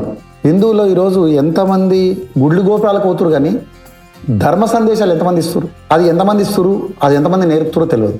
కానీ వాళ్ళ ప్రతి ఒక్కరి ఇల్లులు ఉన్నప్పుడు భగవద్గీత మనకు మార్గదర్శి కాబట్టి మన హిందువులలో కూడా ఎంతమంది దగ్గర ఉంటుంది అన్నది ఎవరు వాళ్ళు క్వశ్చన్ చేయాల్సిన విషయం. అది ఉన్న వాళ్ళు కూడా దాన్ని ఎంతమంది చదువుతున్నారు, చదివిన తర్వాత దాంట్లో ఉన్న సారాంశం ఎంతమంది నేర్చుకుంటున్నాం, ఎంతమంది ఆచరిస్తున్నాం అన్నది ఇంపార్టెంట్. అట్లా నాకు మా గురూజీ దారి వల్ల ఈ మనము బ్రతుకుతూ పక్కవాడికి హెల్ప్ చేయాలన్న సంకల్పం మా గురూజీ దగ్గర ఆయన చేస్తున్న విధానాలను చూసి నేను నేర్చుకున్నాను. చిన్న వయసు 20-22 సంవత్సరాల్లో ఒక గురువు దొరికితే దాన్ని మించిన ఇంకా అదృష్టం ఏముండదు. అది ఎగ్జాంపుల్ నాకు నేనే. ఒక గడ్డి తిన్న ఆవే ఇన్ని ఆలోచనలు వచ్చినప్పుడు దానికి ఉన్న తెలివి ముందు మనకు చేస్తున్న తెలివి ఎంత, ఆ ఎగ్జాంపుల్ నేను తీసుకొని అది కూడా తన జీవిత పిల్లల్ని పోషించి రైతును బతికిస్తూ, రైతు దాని నుంచి 10 మందికి ఈరోజు పాలు కావాలంటే రైతు నుంచి రావాలి. అది ఒక ప్రాసెస్ చేస్తుంది. మరి మనం కూడా ఎందుకు ఆ ప్రాసెస్ చేయకూడదు? మనం బ్రతుకుతూ పక్కనున్న వాళ్ళని కూడా బ్రతికించే దిశగా మనం వెళ్ళగలిగితే బాగుంటుందని చిన్న ఆలోచన మొదలయ్యి గురువు ద్వారా ఆ ఆలోచన నుంచి నేను జర్నీ స్టార్ట్ చేయడం. అట్లా నా ప్రొఫెషనల్లో నేను గౌరవిస్తూ పక్క వాళ్ళకి ఏదైతే ఇబ్బంది వస్తుంది, లేదంటే వాడికి జాబ్ లేదు, లేకపోతే వాడికి ఏదో ఫైనాన్స్ ఉంది, లేదంటే వాళ్ళ ఇంట్లో భార్యాభర్తలు గొడవ పడ్డరు, మనకు తోసిన మాటలు 4 చెప్తే వాళ్ళలో కొంత మోటివేషన్ చేయడం జరిగితే, పరివర్తన చేస్తే, పాలిష్ అంటారు షూ, ఇప్పుడు 3000 రూపాయలు షూ కొన్నాం, దానికి బ్రష్ కొట్టకపోతే దానికి షూకు విలువనే లేదు. ఈరోజు మన లోపల ఏమవుతుందంటే మనిషి లోపల తెలియని ఒక హాం పెరిగి వాడిలో ఉన్న విజ్ఞానం పోయి అజ్ఞానం వస్తుంది. దాన్ని మనము చెప్పేవాడు ఒకడు ఉంటే ఖచ్చితంగా వాళ్ళలో ఆ పాలిష్ చేసే ప్రతి వ్యక్తికి ఒక వ్యక్తి మనం అవ్వగలిగితే ఖచ్చితంగా ప్రతి వ్యక్తిలో మార్పు ఉంది. ప్రతి వ్యక్తి చెడ్డోడు అనేవాడు ఎవ్వరు లేరు ఇక్కడ. ప్రతి వ్యక్తి మంచోళ్ళే. మంచి మాటలు చెప్పేవాడు లేకపోవడం వల్ల చెడు ప్రవర్తనకు తయారు. ఆ మంచి వ్యక్తులు మనం ఎందుకు కాకూడదు? ప్రతి రంగంలో మనం ఎందుకు మంచోళ్ళం కాకూడదు? మనం మంచోడైనడు పక్కనున్న వ్యక్తులను మనం మంచి మాటలు చెప్తుంటే చెప్పగానే ప్రతి ఒక్కటి మారతాడంటే మారకపోని మన ఇష్టం. 100 మందికి చెప్తే 10 మంది మారితే చాలు కదా. ఆ 10 మంది ఇంకొక 100 మందిని మార్చితే చాలు కదా. అందుకు వినలేనోడు చెడ్డోడు కాడు నేను అనను. విన్నవాడు ఏదో ఒక రోజు మారతాడు. రాయి రత్నం అవుతుంది. వాల్మీకి ఎగ్జాంపుల్. మనం ఒకరోజు గజదొంగ వాల్మీకి గురువు మాటలు వినడం వల్ల ఆయనలో ఎంత పరివర్తన చెందిందో దాన్ని రామాయణాన్ని రచించి రాబోయే యుగాన్ని రచించి ఒక గురువుగా ఈరోజు అందరికీ గురువు అనుకునే శ్రీరామచంద్రుడే గురువుగా అయిన వాల్మీకి కంటే ఎగ్జాంపుల్ ఏముంది? మన వేదం ఇచ్చింది. అట్లాగే ప్రతి వ్యక్తిలో ఆ కోణం మనం చూడగలిగితే, ఆ చెప్పే వ్యక్తిగా గురువుగా భావించగలిగితే ప్రతి వ్యక్తిలో మార్పు వస్తుంది, ప్రతి వ్యక్తిలో చైతన్యం అవుతుంది. ఆ వ్యక్తి మారతాడు, ఆ వ్యక్తి గొప్పవాడు అవుతాడు అన్నది నాకు నేర్చుకున్న విద్య. ఆ రంగంలో ప్రతి ఒక్కరు కూడా అలాంటి కోణంలో చూడగలిగితే నువ్వు ఉన్నావు, నీ చుట్టుముట్టు 4 ఇండ్లు ఉన్నాయి. మనం ఏం చేస్తాం? పక్కన ఉన్న ఆమె వచ్చి ఈ రోజు కొద్దిగా నూనె అవసరం ఉంది అంటే మన పెళ్ళానికి చెప్తాం ఇయ్యకే అంటే, అరే నీతో నూనె ఉంది భయ ఇస్తుంది, రేపు ఇస్తుందో లేకపోతే ఎల్లుండి ఇస్తుందో. ఆ ఇచ్చే దిశగా మనం వాళ్ళకి నేర్పించగలిగితే, అరే వాడి కష్టం ఉంది ఏదో నూనె ఇవ్వు, ఆ నూనె తీసుకపోయి ఇస్తుంది. మళ్ళీ రేపు పొద్దున వాళ్ళకు అవసరం వచ్చినప్పుడు పంచుతుంది. డబ్బు ఇవ్వమని చెప్తలేదు ఇక్కడ. వస్తు రూపకంగా ఇస్తే చాలు. డబ్బు ఇస్తాడు ఖరాబ్ అవుతాడు. డబ్బు ఇవ్వమని చెప్తలేదు. కష్టంలో డబ్బు ఇచ్చినా కూడా వాడు చెడిపోతాడు. డబ్బును ప్రాధాన్యం కాదు ఇక్కడ, వస్తువు అవసరం. వాడికి నీడ్ ఎంత ఉంది వస్తువు, ఆ నీడ్ తగ్గట్టు వస్తువు ఇవ్వగలిగితే వాడిలో కొంత ప్రేమ. ఇప్పుడు స్కూల్కు పిల్లగాని టిఫిన్ కట్టి పంపిస్తున్నాం మనం. సింపుల్ ఎగ్జాంపుల్, స్కూల్కి వెళ్ళాక తల్లి కట్టించేటప్పుడు ఏముంటుంది, నువ్వు ఎవరికి ఎగరా, ఎవరికైనా ఇస్తామంటే నీకు ఈపులు వలగొడతా చూడు అంటే తల్లి వాడిని ఒక బార్డర్ చేసి ఇస్తుంది. నువ్వు ఎవ్వరికి ఏమి ఇయ్యకమ్మా అని చెప్పి తల్లి ఏం చేస్తుంది అంటే పిల్లోడిని లోపట దాన చేసే గుణమాన్ని మార్చేసేస్తుంది. చిన్నగా ఉన్నప్పుడు తల్లి ప్రధాన పాత్ర పోషిస్తుంది కాబట్టి బాబు నువ్వు తిన్నప్పుడు ఒక ముద్ద అయినా సరే పక్కన నువ్వు పెట్టు, లేదా వాడు తెచ్చిన ముద్దను నువ్వన్న తిను అని చెప్పి మనము పిల్లలకు అలాంటి ఆలోచనలను పెంచగలిగితే, ఎందుకంటే చిన్న పిల్లలను ఏ విధంగా తయారు చేయగలుగుతామో పెద్దవాళ్ళు అయినాక అదే విధంగా వాళ్ళ రూపకల్పన జరుగుతుంది. కాబట్టి ఇప్పుడు శివాజీ మారడానికి కారణం ఎవరంటే తల్లే గురువు మీరాబాయి. మనకు వేదాలు ఇతిహాసాలు ఏం నేర్పిందో దాని సారాంశం మనం తీసుకొని నేర్పగలిగితే యువతరం అంతా బాగుపడుతుంది అన్నది నాకున్న అవగాహన. కాబట్టి మనము తల్లుల నుంచి కొంత అవేర్నెస్ తెచ్చి తల్లులు పిల్లలకు కొంచెం దానగుణం నేర్పియమ్మా, నువ్వు పక్కన ఉన్నోనికి ఏదైనా చెయ్యి, ఒక బుక్ లేదురా పెన్సిల్ అవసరం ఉంది వానికి రాసేంతసేపు పెన్సిల్ మళ్ళీ తెచ్చుకోను, నువ్వు పెన్సిల్ ఇస్తే ఈపులు వాళ్ళ కొడతారా అంటే భయానికి ఏం చేస్తాడంటే వాడు ఇవ్వకూడదు మానేస్తాడు. ఇలా ప్రతి ఇంట్లో జరుగుతుంది. అందులో నేను గొప్పతనం అనేది కాదు, ప్రతి ఇంట్లో ఉంది ఇది. ఆ కొంత అవేర్నెస్ మనం తల్లిదండ్రుల నుంచి ఇవ్వగలిగితే పిల్లలు కొంచెం ఫ్రీడమ్ అవుతారు. ఆ ఫ్రీడమ్ నుంచి వాళ్ళ లోపల జ్ఞానం ఉత్పన్నం అవుతుంది. జ్ఞానం అవుతే అరే పక్కన ఉన్నాను కూడా నేను హెల్ప్ చేయాలి, నా పాత్రనేమో అనే ఆలోచన వాళ్ళకి లోపల మొదలవుతే అందరూ బాగుంటారు అన్నది నాకున్న అవగాహన. అయితే ఈ కూరగాయలు ఇవన్నీ మనము చాలా తక్కువ షెల్ఫ్ లైఫ్ ఉంటుంది సార్. ఇలాంటివన్నీ కూడా ఒక మేనేజ్ చేయాలి అని అంటే ఒక చాలా పకడ్బందీ ప్లాన్ ఒకటి నిర్వహించుకొని మనం చేయాలి సార్. ఎందుకంటే ఈ వేస్టేజ్ కానీ ఏదైనా కూడా చాలా తక్కువ చేసి ఉండాల్సి ఉంటుంది. ఒక హోటల్ నడిపేటప్పుడు ఎంతమంది అంటే ఇవాళ ఒక హోటల్ కి ఇంతమంది వస్తారు అనేది మనకి ఏ రోజు నమ్మకం ఉండదు. అది రోజు రోజుకి మారుతుంది. ఇలాంటి డైనమిక్ ఇండస్ట్రీలో ఉంటూ మీరు సస్టైనబుల్ గా ఎలా మీరు మీ రెస్టారెంట్ ప్లానింగ్ చేశారు? చక్కటి క్వశ్చన్, మంచి మాట చెప్పారు. ఎందుకంటే ప్రతి రంగంలో కొంత అన్కాలిక్యులేషన్ ఉంటుంది. అంటే మనము చేసే లెక్కల్లో కొంత తేడా ఉంటుంది. కాకపోతే మా దగ్గర మా టీం అంతా కూడా ఏంటంటే ఈ రోజు వచ్చింది ఈ రోజే వంట రూపకంగా అయిపోవాలి, నెక్స్ట్ రోజుకు ఫ్రెష్గా తెచ్చుకోవాలి. ఇప్పుడు మా రంగంలో ఏంటంటే కూల్ రూమ్స్ అనేది ఉంటుంది. నిన్న తెచ్చినవి అన్ని కూడా ఈ రోజు తీసుకొచ్చి కూల్ రూమ్స్లో పెట్టి రేపు పొద్దున వాడుకుంటాం. అది మీట్ కావచ్చు, కూరగాయలు కావచ్చు. మా దగ్గర ఆ కూల్ రూమ్ సిస్టమే లేదు. అసలు అందరికి చెప్పని ఇంకొక షాకింగ్ న్యూస్ ఏంటంటే ఫ్రిడ్జ్ ఈరోజు పక్కన ఇంట్లో ఫ్రిడ్జ్ ఉంటే మా ఇంట్లో ఫ్రిడ్జ్ కావాలి అంతే. 5 days అనేది తెప్పిస్తాం. కానీ దాని వెనుకల ఉన్న రహస్యం ఏంటంటే ఫ్రిడ్జ్ రోజుకు 300 నుంచి 500 కార్బన్ డైఆక్సైడ్స్ను వదులుతుంది. ప్రతి ఇంట్లో ఉన్న చిన్న ఫ్రిడ్జ్ అయినా పెద్ద ఫ్రిడ్జ్ అయినా. అదే ఒక ఫ్రిడ్జ్ కార్బన్ డైఆక్సైడ్ వదలడం ఏంది అని మీరు అందరూ అనుకుంటారు. ఆ ఫ్రిడ్జ్ చెడిపోయినప్పుడు దాని వాసన చూడండి, అసలు కంపు, ఇల్లంతా కంపు, అసలు ఇంట్లో తీసి పడేయాలనిపిస్తుంది. అంటే ఒక గ్యాస్ అనేది కార్బన్ డైఆక్సైడ్, ఆ గ్యాస్ లేకపోతే ఫ్రిడ్జ్ నడవదు, అది రిలీజ్ చేస్తూ ఉంటుంది. అంటే మన ఇంట్లో ఉన్న చిన్న రూముల్లో ఫ్రిడ్జ్లు పెట్టుకుంటాం. ఆ ఫ్రిడ్జ్ ఇచ్చే ఆక్సిజన్ వల్ల పీల్చుకొని మన కొంత రోగాలకు గురవుతున్నాం. అది కూడా ఫ్రిడ్జ్ కూడా చాలా డేంజరే. అట్లా నేనేం చేసిన అంటే కూల్ రూమ్స్ అనే వ్యవస్థ నుంచి ఫ్రిడ్జ్ల దాకా వచ్చినాం. మొత్తం మానేయలేము, కొంత కూల్ రూమ్స్ అయితే పెద్దగా ఉంటాయి, అది ఎక్కువ ఉంటుంది కాబట్టి మేము చిన్న ఫ్రిడ్జ్లోకి వచ్చినాం. అదేంటంటే కొంత మెరుగు చేస్తూ ఏ రోజు వచ్చిన ప్రక్రియ, ఈరోజు వచ్చిన మీట్ ఉంది, ఉదయం 10 కిలోలు తెస్తే సాయంత్రం వరకు మనకు తెలుసు సేల్, ఈరోజు సేల్ 1,00,000 రూపాయలు అయిందంటే మనం ఎంత చికెన్ తెచ్చుకోవాలి, ఎంత మటన్ తెచ్చుకోవాలి, ఎన్ని వెజిటబుల్ తెచ్చుకోవాలి అనేది ఒక క్యాలిక్యులేషన్ వచ్చేస్తుంది షెఫ్కు. ఆ క్యాలిక్యులేషన్కు భిన్నంగా మనం పోకూడదు, ఇదే ఖచ్చితంగా తెద్దాం, ఈరోజు అయిపోతే ఇంకొక 120 తినబెడదాం, దాని గురించి కంగారు పడాల్సిన పని లేదు అని చెప్పి మా టీంతో అవేర్నెస్ తీసుకొస్తూ ఆ వ్యవస్థను మెరుగుపరచాం. ఈరోజు వచ్చింది ఉదయం వచ్చితే నైట్ వరకు 99% అయిపోతుంది. 1% ఏదన్నా వండిన మెటీరియల్ ఏదైనా ఉంటే మా పిల్లలకు ఉన్న 100 మంది స్టాఫ్ తినేసేయండమ్మా, దాన్ని మళ్ళీ ఫ్రిడ్జ్లో పెట్టి రేపొద్దున అతిథులకు ఇచ్చి వాళ్ళ ఆరోగ్యాలను పాడు చేయదని సంకల్పం మాకు మొదలైంది. ఆ ప్రాసెస్ చేస్తున్నా కూడా మాకు ఈజీ అయిపోయింది. ఇది కొంత అందరికీ ఇంత అవేర్నెస్ అంత చేయలేము. కొంతమంది ఇప్పుడు కొన్ని వ్యవస్థలు ఏంటంటే అప్పటికప్పుడు 100 మంది వస్తారు, వాళ్ళకున్న సోర్సెస్ వెండర్స్ ఇవ్వలేకపోతాం. మేము ముందే మాట్లాడుకున్నాం, మాకు చెప్తే మీరు 1 గంటలో తెచ్చియాలి.